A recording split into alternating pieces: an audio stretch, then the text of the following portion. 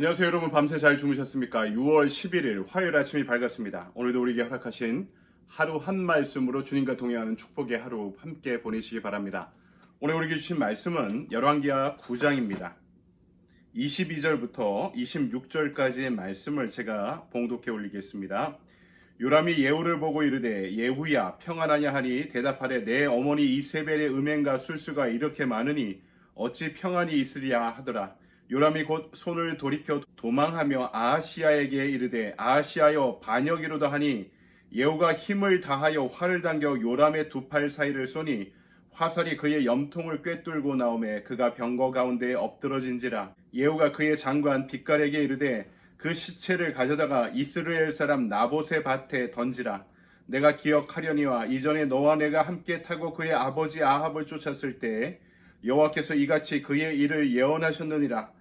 여호와께서 말씀하시기를 내가 어제 나봇의 피와 그의 아들들의 피를 분명히 보았노라. 여호와께서 또 말씀하시기를 이 토지에서 내게 갚으리라 하셨으니 그런즉 여호와의 말씀대로 그의 시체를 가져다가 이 밭에 던질지니라 하는지라. 아멘. 주님의 말씀입니다. 주님께 감사드립니다. 오늘 아침에 주신 말씀 가지고 오므리 왕조의 몰락이라는 제목으로 말씀을 증거하도록 하겠습니다. 북왕국 이스라엘의 역사 가운데 가장 융성했던 시기는요, 아이러니하게도 오므리 왕조 때입니다. 아합의 아버지 오므리 때부터 시작된 새로운 왕조를 가리키는데요.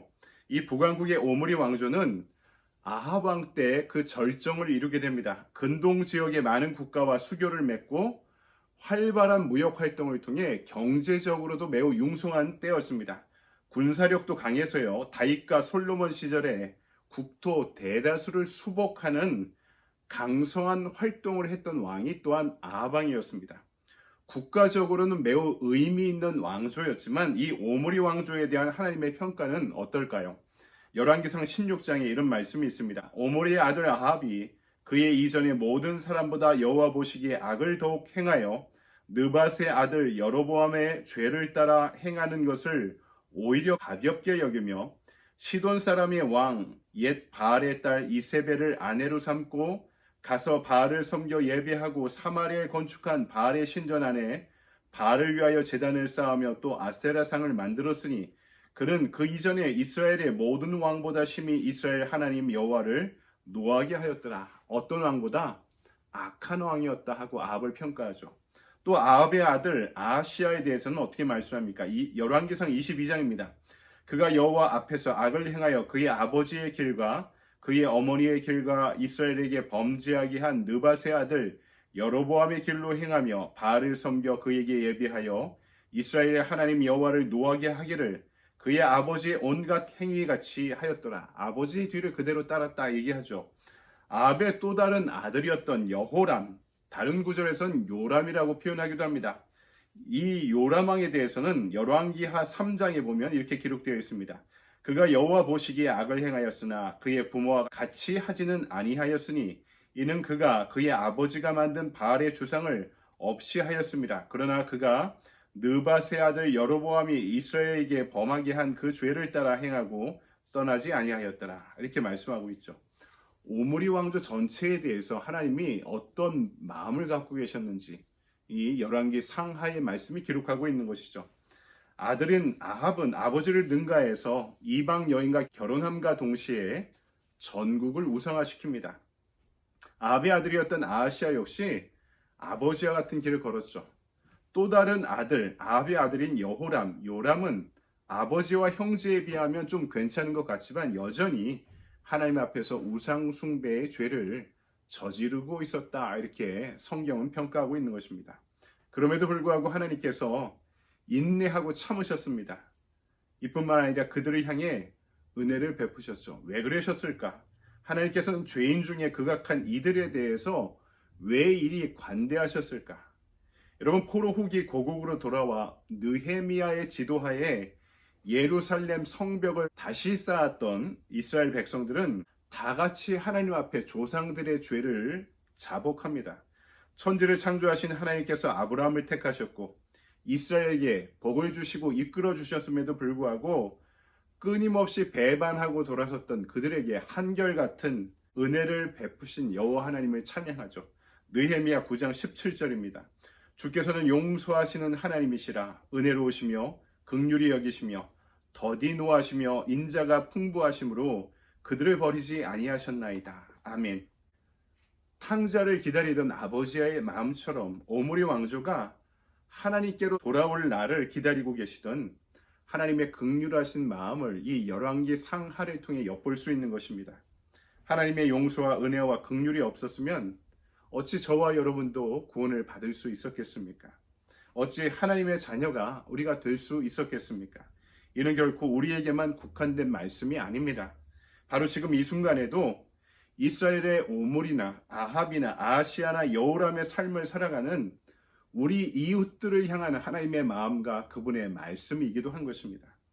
그러나 하나님께서는 사람에 대해서 인자하심의 마음으로 포기하지 않으시지만 그 악에 대해서는 단호하십니다.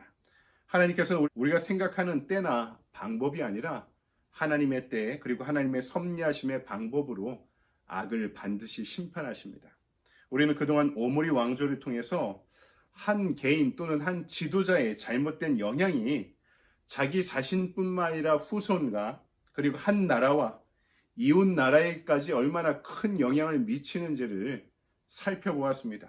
악은 한 개인만이 아니라 개인이 속한 공동체, 후손 그리고 이웃들까지 전염시키는 모습을 통해서 다시 한번 우리가 악에 대해 어떠한 마음을 품고 살아야 되는지에 대해서 성경은 분명하게 경고하고 있는 것이죠. 악은 철저히 미워하고 더 멀리 해야 한다고 말씀합니다. 하지만 악은 미워하되 사람을 미워하는 것, 사람을 평가하는 것, 사람을 심판하는 것은 우리의 몫이 아닙니다. 우리를 향하신 하나님의 은혜와 긍휼과 자비하심으로 우리를 용서하시고 하나님의 자녀 삼아 주셨듯이 바로 악을 행하는 이들이 자신의 죄를 돌이키고 회개하고 하나님과 회복된 삶을 살게 해달라고 오히려 긍휼과 자비의 마음으로 그들을 위해 기도하는 것이 우리의 몫이라는 것이죠.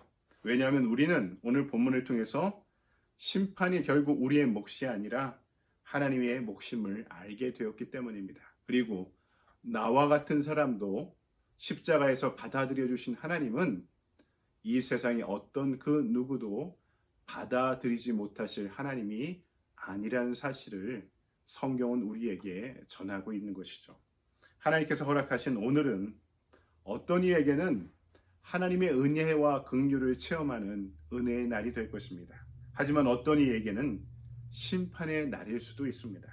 따라서 오늘은 특히 우리 주변의 악에 대해서는 미워하고 철저하게 멀리하되 그 악 한가운데 살아가는 이웃을 위해서는 자비와 긍휼의 마음으로 중보할 수 있는 저와 여러분의 하루가 되기를 주님의 이름으로 간절히 축원드립니다. 아멘. 적용의 질문입니다. 평소 악을 대하는 나의 자세는 어떻습니까?